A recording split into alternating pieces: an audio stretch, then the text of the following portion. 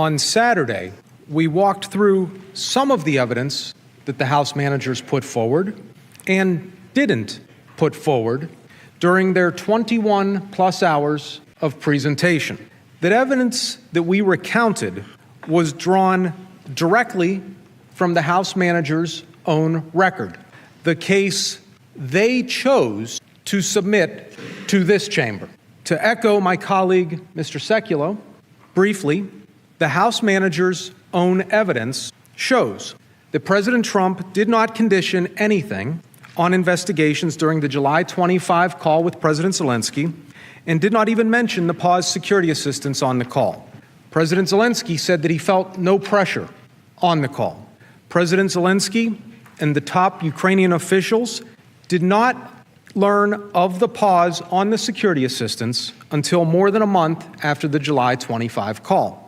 And the House managers' own record, their record that they developed and brought before this chamber, reflects that anyone who spoke with the president said that the president made clear that there was no linkage between security assistance and investigations. There's another category of evidence demonstrating that the pause on security assistance was distinct and unrelated to investigations.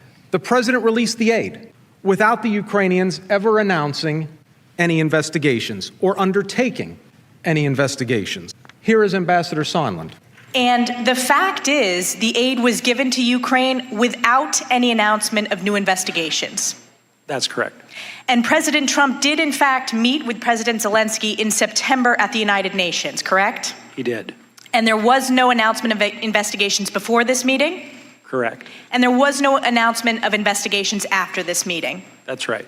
So while the security assistance was paused, the administration did precisely what you would expect. It addressed President Trump's concerns about the two issues that I mentioned on Saturday: burden sharing and corruption. A number of law and policy makers also contacted the president and the White House to provide input on the security assistance issue during this period, including Senator Lindsey Graham. The process culminated on September 11, 2019. On that day, the president spoke with Vice President Pence and Senator Rob Portman.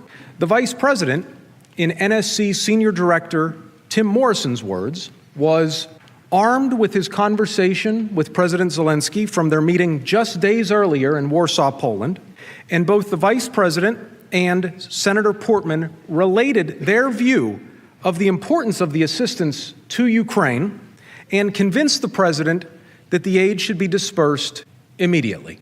After the meeting, President Trump terminated the pause and the support flowed to Ukraine. I want to take a step back now and talk for a moment about why the security assistance was briefly paused. Again, in the words of the House manager's own witnesses, witness after witness testified that confronting Ukrainian corruption should be at the forefront of United States foreign policy toward Ukraine. They also testified that the president had long-standing and sincere concerns about corruption in Ukraine. The House managers, however, told you that it was laughable to think that the president cared about corruption in Ukraine. But that's not what the witnesses said. According to Ambassador Volker, President Trump demonstrated that he had a very deeply rooted negative view of Ukraine based on past corruption. And that's a reasonable position, according to Ambassador Volker. Most people who know anything about Ukraine would think that. And Dr. Hill testified, I think the president has actually quite publicly said that he was very skeptical about corruption in Ukraine. And in fact, he's not alone, because everyone has expressed great concerns about corruption in Ukraine.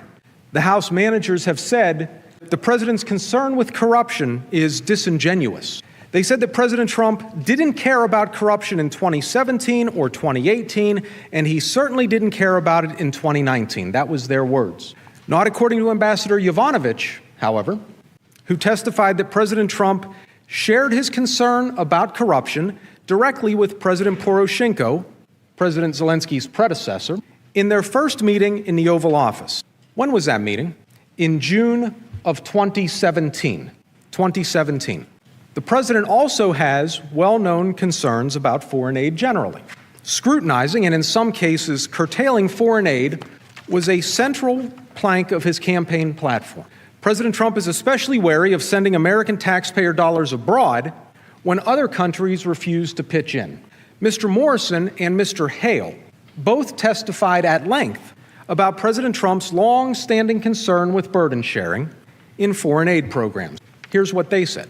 The president was concerned that the United States seemed to bear the exclusive brunt of security assistance to Ukraine. He wanted to see the Europeans step up and contribute more security assistance. We've often heard at the State Department that the President of the United States wants to make sure that foreign assistance is reviewed scrupulously to make sure that it's truly in U.S. national interests and that we evaluate it continuously so that it meets certain criteria that the President's established. And has the President expressed that he expects our allies to give their fair share of foreign aid, as evidenced by a point that he raised during the July 25th phone call with President Zelensky to that effect? The principle of greater burden sharing by allies and other like-minded states is an important element of the foreign assistance review. The President expressed these precise concerns to Senator Ron Johnson, who wrote, "He reminded me how thoroughly corrupt Ukraine was and again conveyed his frustration that Europe doesn't do its fair share of providing military aid." The House managers didn't tell you about this. Why not? And President Trump was right to be concerned that other countries weren't paying their fair share. As Laura Cooper testified, U.S. contributions to Ukraine are far more significant than any individual country, and she also said EU funds tend to be on the economic side rather than for defense and security. Senator Johnson also confirmed that other countries refuse to provide the lethal defensive weapons that Ukraine needs in its war with Russia.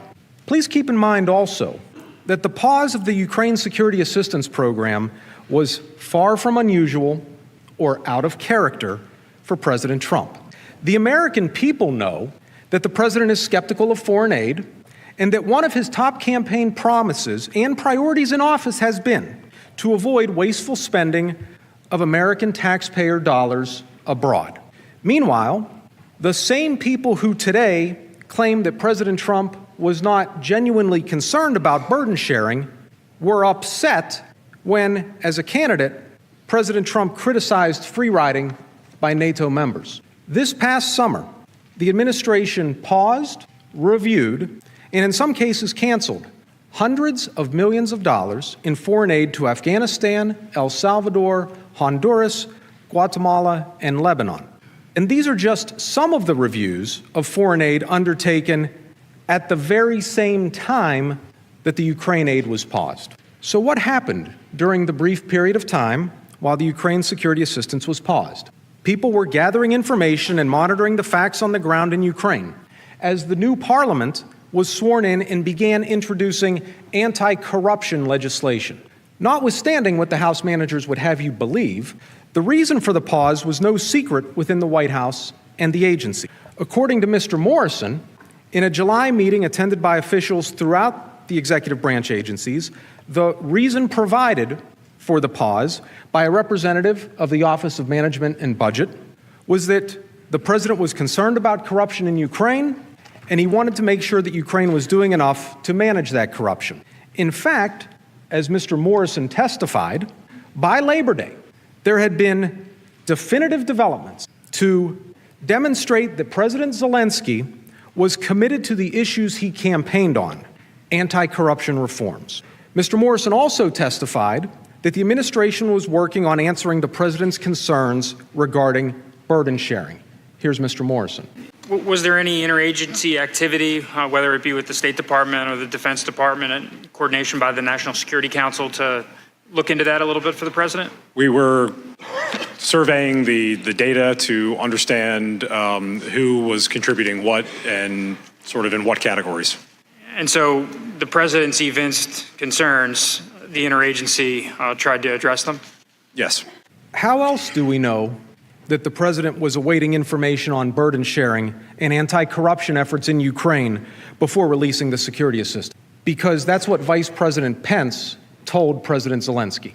On September 1, 2019, Vice President Pence met with President Zelensky. President Trump was scheduled to attend the World War II commemoration in Poland, but instead remained in the U.S. to manage the emergency response to Hurricane Dorian. Remember, this was 3 days after President Zelensky learned through the Politico article about the review of the security assistance. Just as Vice President Pence and his aides anticipated, Jennifer Williams testified that once the cameras left the room, the very first question that President Zelensky had was about the status of the security assistance. The vice president responded by asking about two things: burden sharing and corruption. Here's how Jennifer Williams described it. The VP responded by really expressing our ongoing support for Ukraine, but wanting to hear from President Zelensky, what the status of his reform efforts were that he could then convey back to the president, and also wanting to hear if there was more that European countries could do to support Ukraine. Vice President Pence knows President Trump, and he knew what President Trump wanted to hear from President Zelensky. The vice president was echoing the president's two recurring themes: corruption and burden sharing. It's the same consistent themes every time. Ambassador Taylor received a similar readout of the meeting between the vice president and President Zelensky, including the vice president's focus on corruption and burden sharing. Here's Ambassador Taylor. On the evening of September 1st, I received a readout of the Pence-Zelensky meeting over the phone from Mr. Morrison, during which he told me that President Zelensky had opened the meeting by immediately asking Vice President about the security cooperation.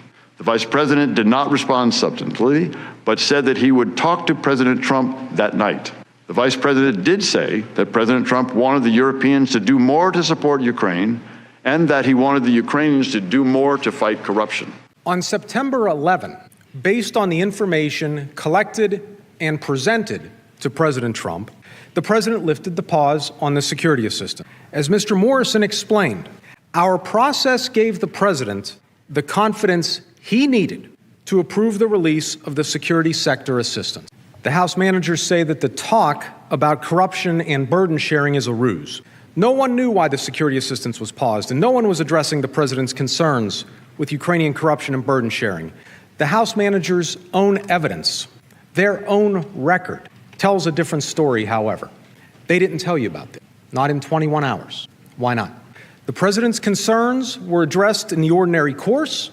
The president wasn't caught, as the House managers allege. The managers are wrong. All of this, together with what we discussed on Saturday, demonstrates that there was no connection between security assistance and investigation. When the House managers realized that their quid pro quo theory on security assistance was falling apart, they created a second, alternative theory. According to the House managers, President Zelensky desperately wanted a meeting at the White House with President Trump, and President Trump conditioned that meeting on investigations. So what about the managers' backup accusation? Do they fare any better than their quid pro quo for security assistance? No, they don't. A presidential-level meeting happened without any preconditions at the first available opportunity in a widely televised meeting at the United Nations General Assembly in New York on September 25, 2019. The White House was working to schedule the meeting earlier at the White House or in Warsaw, but those options fell through due to normal scheduling and a hurricane. The two presidents met at the earliest convenience without President Zelensky ever announcing or beginning any investigations. The first thing to know about the alleged quid pro quo for a meeting is that by the end of the July 25 call, the president had invited President Zelensky to the White House on 3 separate occasions, each time without any preconditions. President Trump invited President Zelensky to an in-person meeting on their initial April 21 call. When you're settled in and ready, I'd like to invite you to the White House. On May 29, the week after President Zelensky's inauguration, President Trump sent a congratulatory letter, again inviting President Zelensky to the White House. As you prepare to address the many challenges facing Ukraine, please know that the American people are with you and are committed to helping Ukraine realize its vast potential. To help show that commitment, I would like to invite you to meet with me at the White House in Washington, D.C., as soon as we can find a mutually convenient time. Then, on July 25th, President Trump personally invited President Zelensky to participate in a meeting for a third time. Whenever you would like to come to the White House, feel free to call. Give us a date, and we'll work that out. I look forward to seeing you. That's 3 separate invitations for a meeting, all made without any preconditions. During this time, and behind the scenes, the White House was working diligently to schedule a meeting between the presidents at the earliest possible date. Tim Morrison, whose responsibilities included helping arrange head of state visits to the White House or other head of state meetings, testified that he understood that arranging the White House visit with President Zelensky was a do-out that came from the president. The House managers didn't mention the work that the White House was doing to schedule the meeting between President Trump and President Zelensky, did they? Why not? Scheduling a presidential meeting takes time. Mr. Morrison testified that his directorate, which was just one of several, had a dozen schedule requests in with the president for meetings with foreign leaders that we were looking to land, and Ukraine was but one of those requests. Due to both presidents' busy schedules, according to Mr. Morrison, it became clear that the earliest opportunity for the 2 presidents to meet would be in Warsaw at the beginning of September. The entire notion that a bilateral meeting between President Trump and President Zelensky was somehow conditioned on a statement about investigations is completely defeated by one straightforward fact.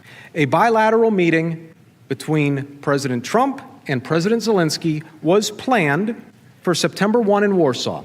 The same Warsaw meeting we were just discussing, without the Ukrainians saying a word about investigations. As it turned out, President Trump was not able to attend the meeting in Warsaw because of Hurricane Dorian.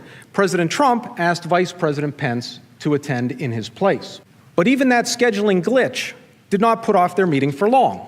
President Trump and President Zelensky met at the next available date, September 25, on the sidelines of the United Nations General Assembly. As President Zelensky himself has said, there were no preconditions for his meeting with President Trump. Those are his words, no conditions. So you're probably wondering, how could the House managers claim that there was a quid pro quo for a meeting with President Trump when the 2 presidents actually did meet without President Zelensky announcing any investigations? Well, the House managers moved the goalposts again. They claimed that the meeting couldn't be just an in-person meeting with President Trump. What it had to be was a meeting at the Oval Office and in the White House.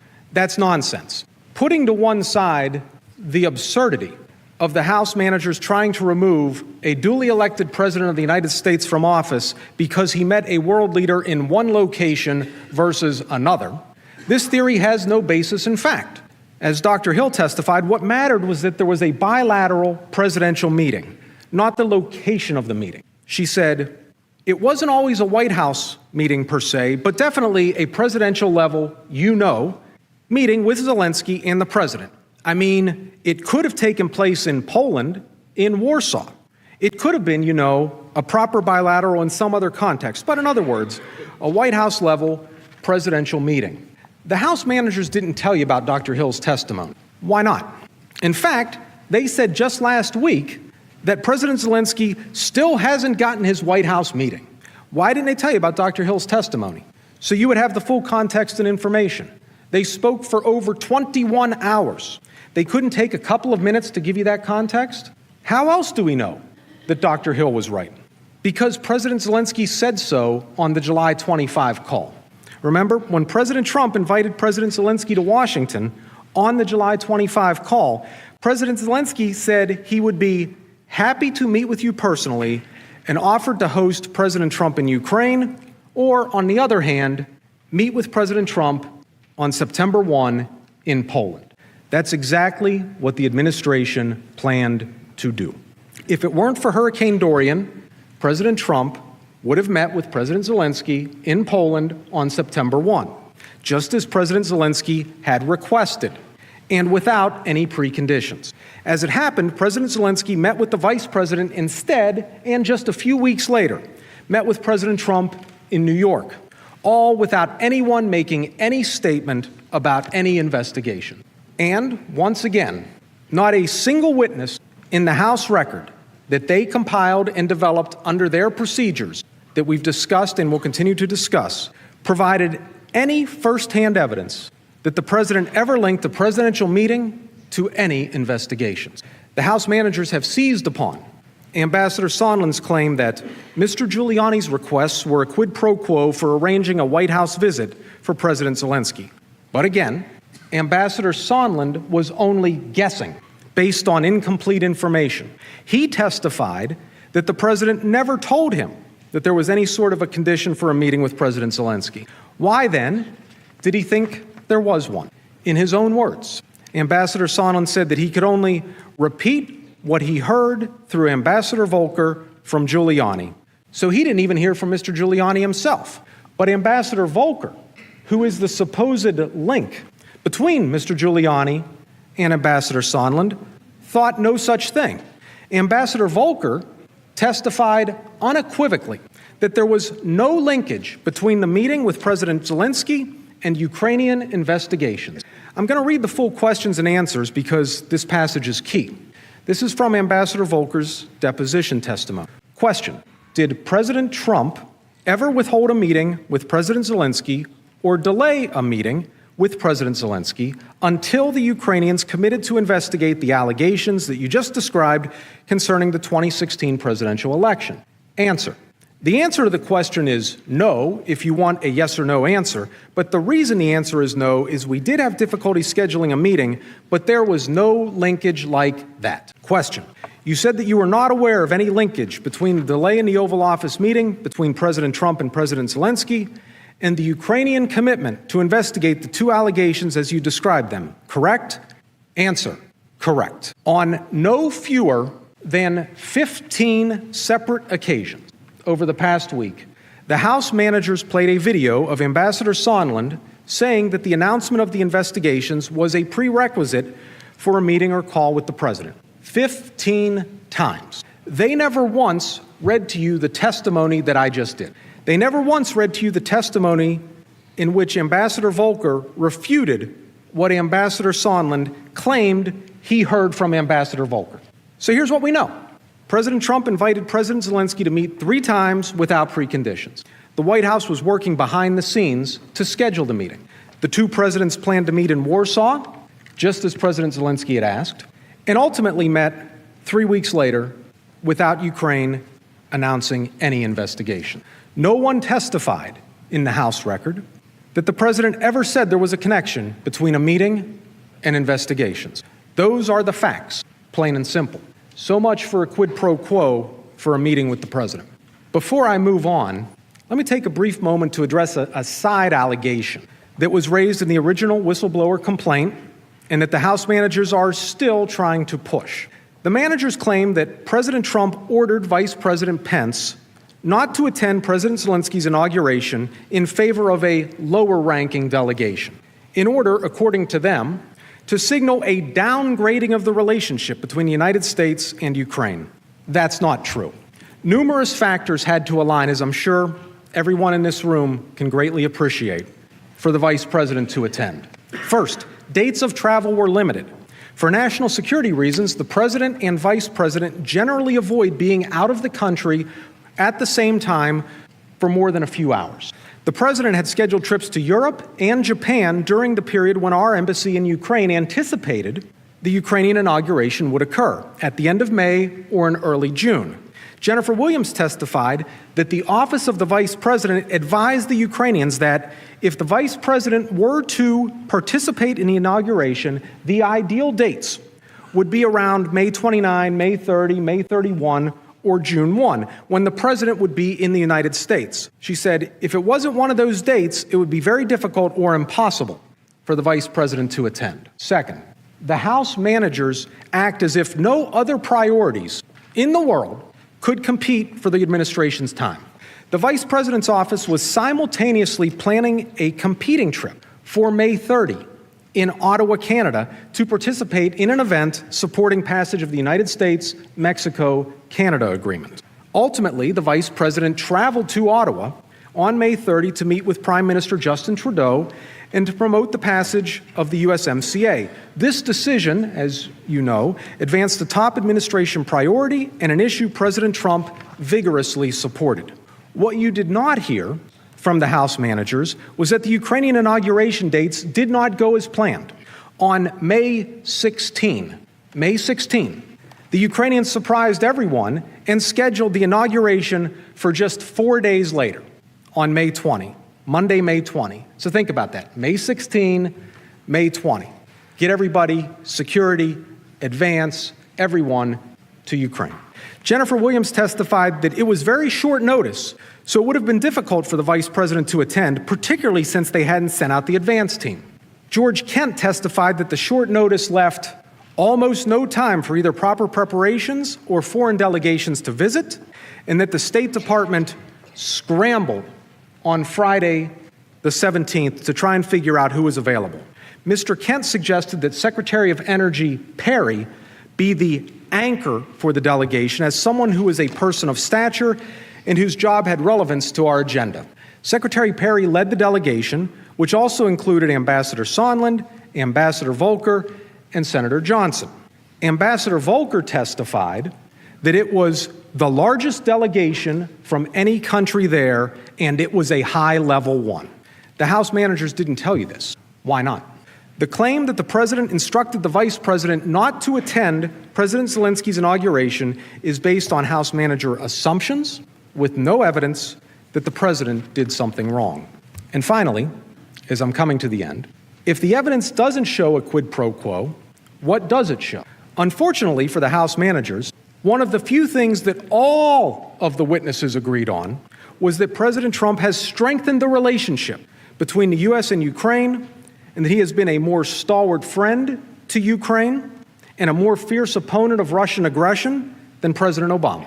The House managers repeatedly claimed that President Trump doesn't care about Ukraine. They are attributing views to President Trump that are contrary to his action. More importantly, they are contrary to the House managers' own evidence. But don't take my word for it.